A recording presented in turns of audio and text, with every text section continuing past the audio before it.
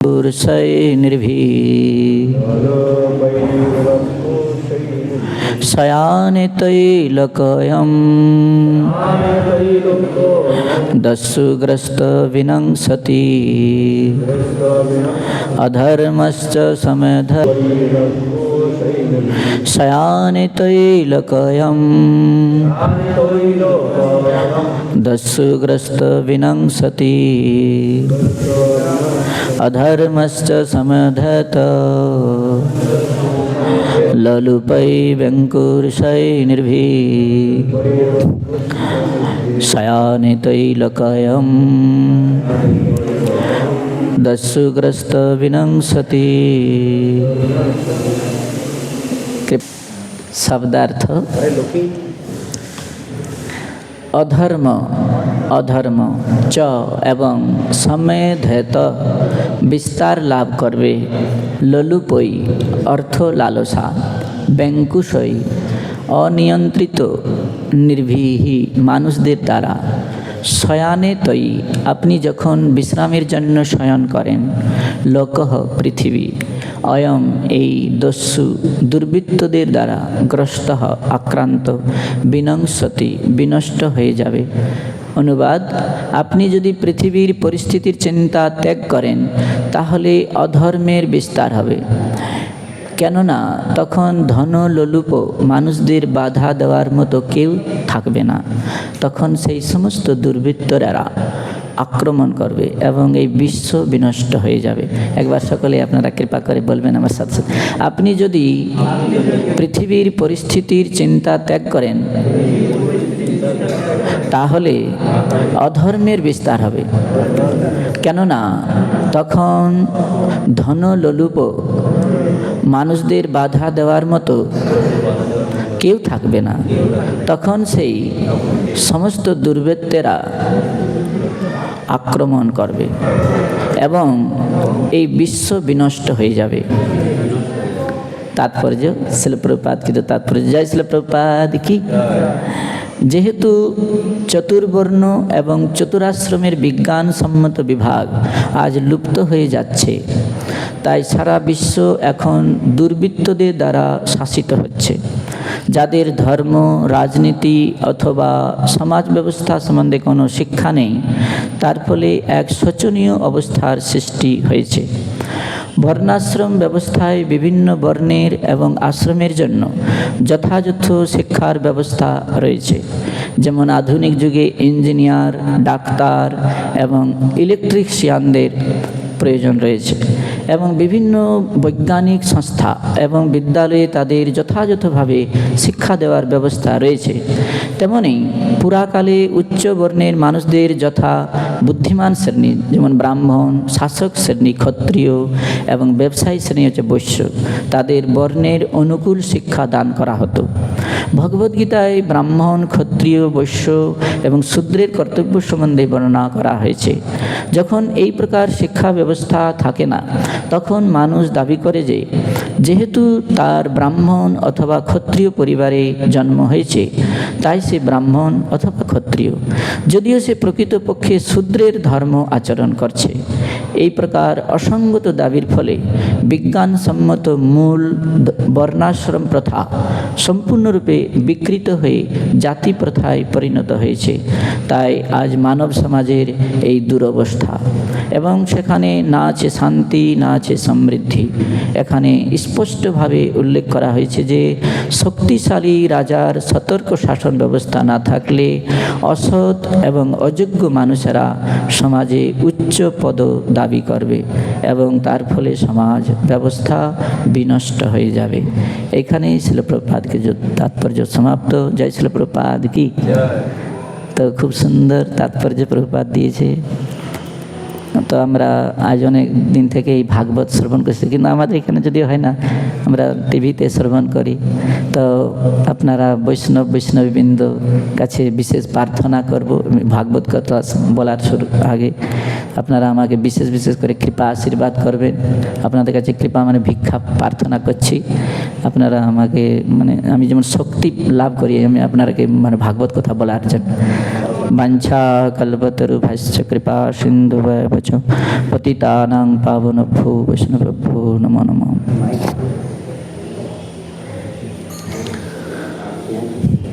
তো এই অধ্যায়টার নাম হচ্ছে মনু কর্দম সংবাদ, মানে মনু মহারাজ আর এই কর্দম মুনির কথা মানে এই অধ্যায়ে মানে বর্ণনা করা হয়েছে, এই জন্য এটার নাম দিয়েছে মনু কর্দম সংবাদ। সংবাদ মানে মানে নিউজ বলতে পারেন, খবর। তো বলা হচ্ছে এই মনুকে মানে ব্রহ্মা সৃষ্টি করেছে। বলা হচ্ছে ঠিক মানে সৃষ্টি করেনি, বলা হচ্ছে উনি দিব্য জন্ম হয়েছে মনুর। এই বলা হয়েছে ব্রহ্মার যখন 12 ঘন্টা হয় না, 12 ঘন্টাতে এই 14 জন মনু আসে। তো এই যে মনুর কথা বলা হয়েছে স্বয়ম্ভু মনু, ইনি হচ্ছেন প্রথম 1 নম্বর মনু। তো ইনাকে মানে বলা হচ্ছে ভগবান ব্রহ্মাকে মানে করেছিল, নির্দেশ করেছিল যে তুমি এই মানে প্রজা সৃষ্টি করো। তো উনি অনেক চেষ্টা করেছিল মানে ব্রহ্মা প্রজা সৃষ্টি করার, অনেক মানে সৃষ্টিও করেছিল। তো ওইগুলো দিয়ে মানে ঠিকমতো কার্য হচ্ছে না, বরং মানে বিপদে পড়ে যাচ্ছে। তখন উনি মানে চিন্তা করছে কীভাবে সৃষ্টি করা যায়, কারণ মানে ভালোভাবে করা যায়।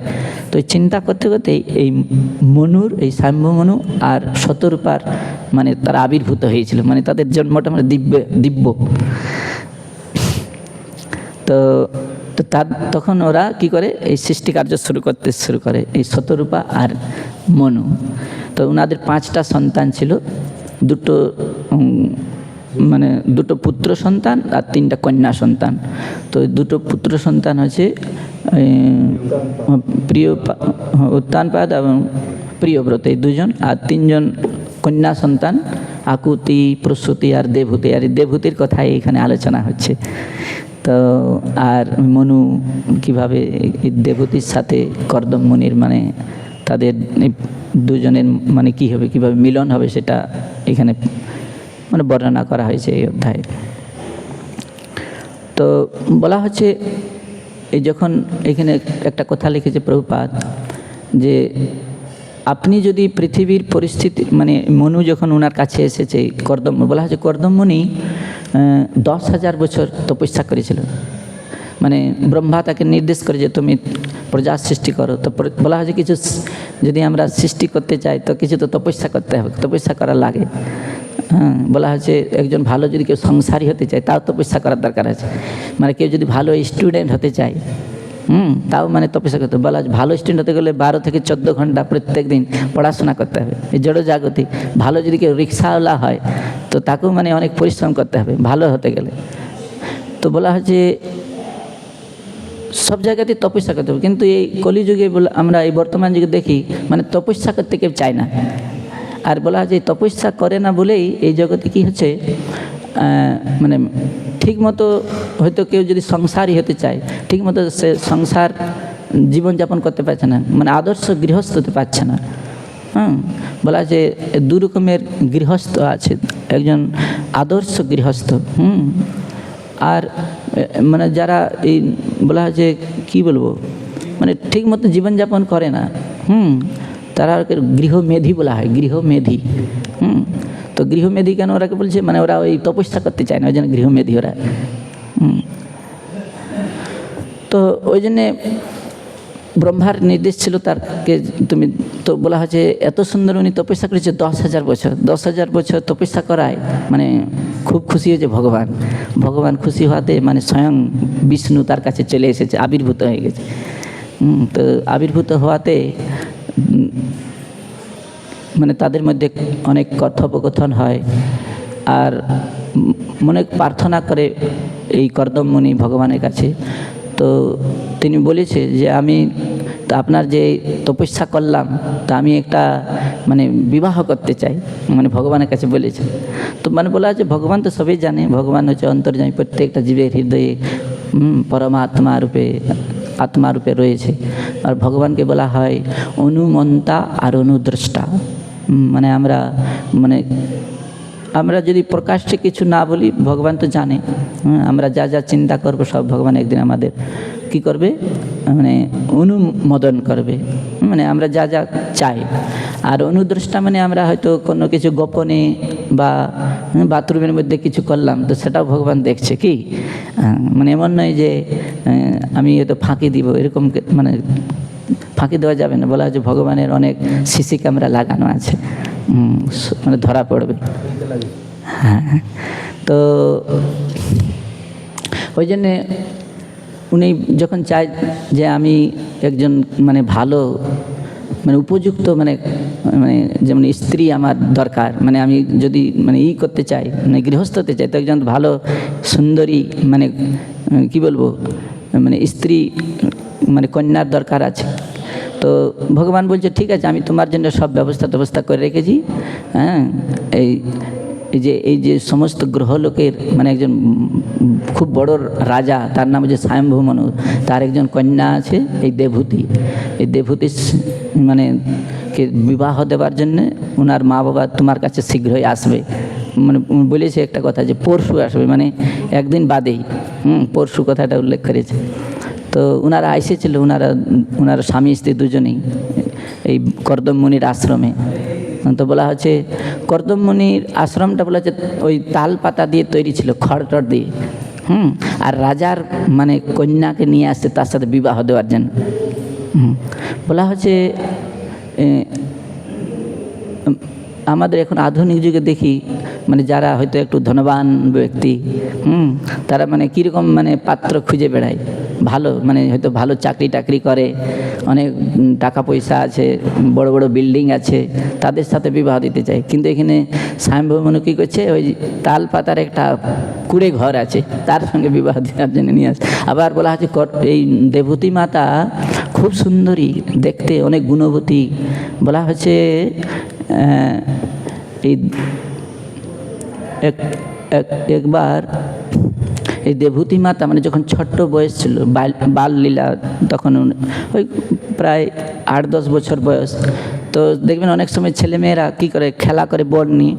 তো একবার মানে এই দেবহূতি মাতা এক ছাদের উপরে ওই কন্দুক বল নিয়ে খেলা করছিল। কী বল নিয়ে? কন্দুক বল, ওই ছোটো একটু বল, টেনিস বলের মতো। তো ওই খেলা করার সময় ওই আকাশ দিয়ে মানে বিমানে করে ওই গন্ধর্ব লোকের একজন বিশ্বাবসু নামে একজন মানে গন্ধর্ব ওই পার হয়ে যাচ্ছিল, মানে মানে করে উড়োজাহাজে করে, বিমানে করে। তো ওনার ওই খেলা দেখে মানে এত সুন্দর এই দেবহূতি মাতা, মানে ওনার এত সুন্দর রূপ মানে দেখে উনি মানে সেন্সলেস হয়ে মানে ফিট হয়ে পড়ে গেছিল, এত সুন্দর রূপ ওনার রূপ দেখে এই দেবহূতি মাতার। বলা হচ্ছে এত সুন্দর ছিল, কাউকে দেখে যদি মানে ফিট হয়ে পড়ে যায়, তার মানে বুঝতে পারছেন কী তো সুন্দর উনি। তো এরকম মানে মেয়েকে ওই একজন কুড়ে ঘরে থাকে, তাল পাতার ঘরে, তার সাথে বিবাহ দেওয়ার জন্য আসছে। আর বলা হচ্ছে ওনারা দুজন কেন আসছে, বলা হচ্ছে মা বাবার কর্তব্য।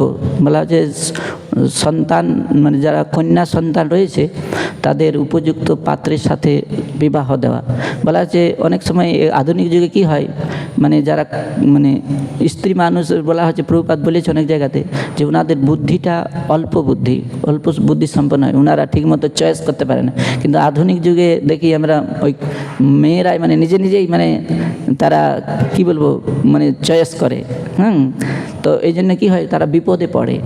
বলা হচ্ছে প্রভুপাদ বলেছে অনেক জায়গাতে যে তাদের কি হয়, অনেক সময় তারা কামনা বাসনা চরিতার্থ করার জন্যে ওরা ঠিকমতো ডিসিশন নিতে পারে না। ওরা মানে ভুল জায়গায় ডিসিশন নেয়। তাহলে কি হবে, তাদের মানে কি বলবো ওই বিবাহটা ঠিকমতো হয় না, মানে ডিভোর্স হয়ে যায় খুব তাড়াতাড়ি, মানে ঠিকমতো বলা হচ্ছে প্রভুপাদ বলেছে এক জায়গাতে যে হয়তো কোনো মানে কন্যা সন্তান কোনো মানে ছেলেকে ভালোবাসে যদি, মানে মা বাবার হয়তো মানে কি বলবো নেই, পছন্দ নেই তার, মানে তাদের সঙ্গে বিবাহ দেওয়ার। তো বলা হচ্ছে যদি ওই কন্যা সন্তানকে যদি তখন কেউ মানে সদুপদেশ দেয়, মানে উনি কাউকে ভালোবাসে কোনো ছেলেকে, তখন যদি কেউ মানে যতই প্রিয় হোক, মা হোক, বাবা হোক, বন্ধু হোক, ওনাকে যদি কেউ সদুপদেশ দেয় যে তুমি ওনাকে বিবাহ করবে না, তো বলা হচ্ছে সে তার কাছে মানে শত্রু হয়ে যাবে। প্রভুপাদ বলেছে মানে তাতে যতই মানে প্রিয় হোক, মানে তখন মানে তার বলবো যে সে কামে অন্ধ হয়ে যায়, বুঝতে পারছেন? সে ওই জন্য ঠিকমতো ডিসিশন সে নিতে পারেন। ওই জন্য বলা হচ্ছে কর্দম মুনির কাছে স্বয়ং এই স্বয়ম্ভব মনু তাদের কাছে নিয়ে এসেছে।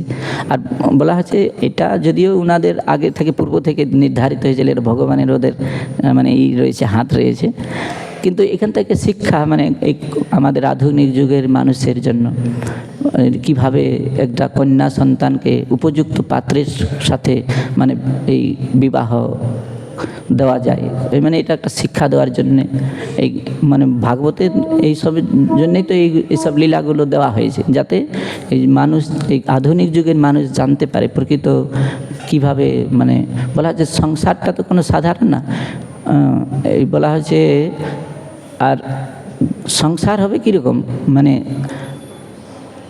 মানে কি বলবো, কৃষ্ণ জয় জয় নিত্যানন্দ চন্দ্র গৌরাঙ্গ রায় ভগবান কি জয়, রাধা বৃন্দাবন মোহন কি, এটাই গৌর প্রেমানন্দে। তো আদর্শ গৃহস্থ মানে বলা হচ্ছে কৃষ্ণের সংসার করো, ছাড়িও না চায়, মানে সংসারে মানে শুধু কৃষ্ণের জন্য সংসার হবে। তো বলা হচ্ছে আদর্শ গৃহস্থ তখনই হতে পারবে যদি কেউ সংসারে মানে কৃষ্ণকে সাথে করে রাখে, মানে কৃষ্ণের জন্য সে সংসার করে, তাহলে সেটা প্রকৃত আদর্শ গৃহস্থ হবে। আর তা না হলে বলা হচ্ছে সে আদর্শ হবে না, সে গৃহমেধি। গৃহমেধি মানে কি, মানে সে শুধু শুধু কামনা বাসনা চরিতার্থ করার জন্যে তিনি এই জগতে সংসার। হ্যাঁ, প্রভু ভক্তি সিদ্ধান্ত সরস্বতী ঠাকুর ছিল প্রবাদ বলেছে যে মানে আদর্শ গৃহস্থ হতে হবে। প্রভুপাদ বলেছে ভক্তি সিদ্ধান্ত সরস্বতী ঠাকুর যে আমি বিবাহ করতাম, কিন্তু আমি জানি না যে আমার যে সন্তান আদি হবে, হ্যাঁ, যে তারা কি কৃষ্ণ ভক্ত হবে, আমি এটা জানি নিশ্চিত না, এই জন্য আমি বিবাহ করি না। এটা আমি যে বিবাহ করে 100টা সন্তানের জন্ম দিতাম, ভক্তি সিদ্ধান্ত সরস্বতী ঠাকুর বলেছে। কিন্তু আধুনিক যুগের মানুষ জানে না। বলা হচ্ছে যদি ছেলে মেয়েরা যদি কৃষ্ণ ভক্ত করতে না পারে মা বাবা, তাহলে বলা হচ্ছে সেই মা বাবা হওয়ার মানে তার মানে যোগ্যতা নেই, মানে তার অধিকার নেই। হ্যাঁ, ওই জন্য কৃষ্ণ ভক্ত বলা হচ্ছে এই কৃষ্ণ ভক্ত মানে যদি না হয় তাহলে ওই সন্তানটার কোনো মূল্যই নেই, হ্যাঁ, মূল্যহীন। মানে সে বলা হচ্ছে কত পশু পাখিরও তো ছেলে মেয়ে আছে, কি ওরা তো আর কিছু করে না, ওরা শুধু খায় ঘুমায়, একদিন বাচ্চা কাচ্চা করে মরে যায়, কি আর মানুষও যদি একেই করলো তো একেই তো লাভ, কোনো মূল্য নেই। ওই জন্য বলা হচ্ছে কৃষ্ণ ভক্ত কথা। ওই জন্য ভক্তি সিদ্ধান্ত সরস্বতী ঠাকুর মানে সারা জীবন আজীবন ব্রহ্মচার থাকলো, কেন জানে যে আমি নিশ্চিত না যে সবাই কৃষ্ণ ভক্ত হবে বলে। ওই জন্য এগুলো নিয়ম আছে। তো এই জন্যে বলা হয় যে আদর্শ গৃহস্থ হতে হবে। আদর্শ গৃহস্থ যদি না হতে হয় পারে তাহলে তার বলা বিবাহ করার নিষিদ্ধ আছে, নিষেধ আছে, করা উচিত না।